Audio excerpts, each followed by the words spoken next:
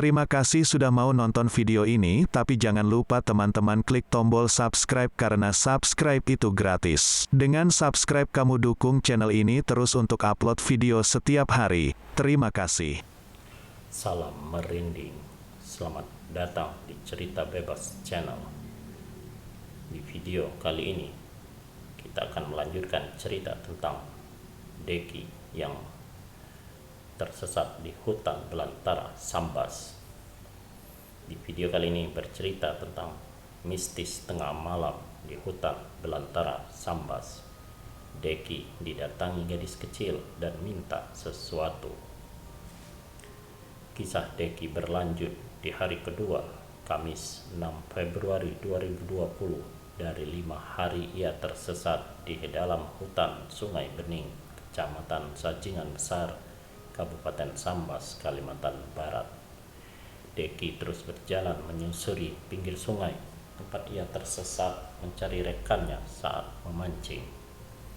Ia lantas berjalan lagi hingga sampailah ia di tumpukan papan hasil penebangan pohon di pinggir sungai tersebut.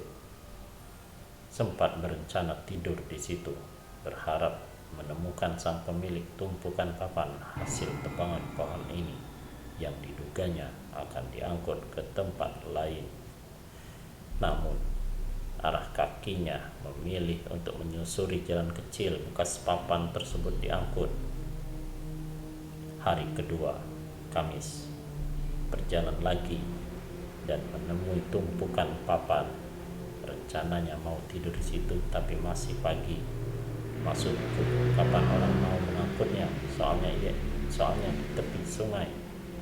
Dalam hati mau ditunggu, tiba-tiba kaki ingin melangkah mengikuti jalan tempat orang mendorong kayu. Jadi diikuti jalan dari sungai, saya masuk ke hutan kenangnya.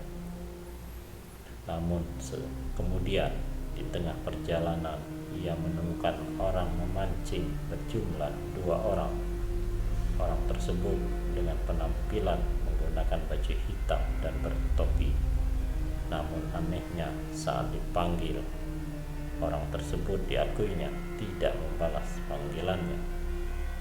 Deki bermaksud meminta pertolongan pada 2 orang yang ditemuinya di hutan tersebut, hingga memohon-mohon bisa ditunjukkan jalan pulang. Namun kedua orang tersebut malah berlalu. Sekitar jam 3 ketemu orang mancing berdua. Saya bicara tapi mereka tidak menyahut.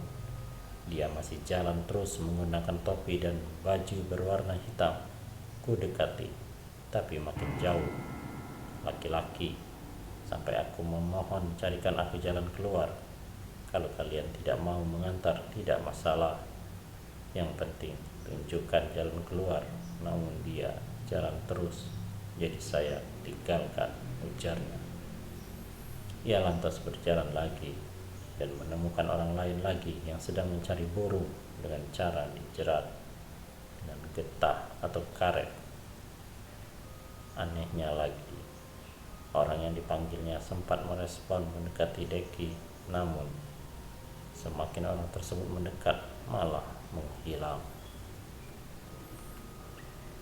Berjalan lagi saya bertemu orang menjerat burung sekitar pukul 4 sore. Minta tolong lagi, sementara kaki sudah capek. Saya minta tolong, kemudian dia mendekati saya. Namun saat mendekat, kok tidak ada orangnya, ujarnya. Kemudian ia lantas menemukan tempat semacam bukit atau gunung dan mendatanginya. Lagi-lagi ia menemukan banyak bekas kayu yang sudah ditebang. Ia sempat mengira sudah sampai ke jalan besar, namun nihil. Setelah itu bertemulah dengan semacam bukit atau gunung dan naiklah saya ke situ. Saya melihat banyak pohon yang sudah ditebang.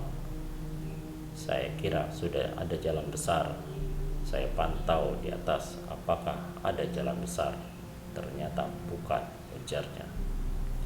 Lantas saat malam hari tiba, ia kemudian bermalam lagi di dalam hutan dengan menjadikan lokasi bekas penebangan pohon untuk menginap.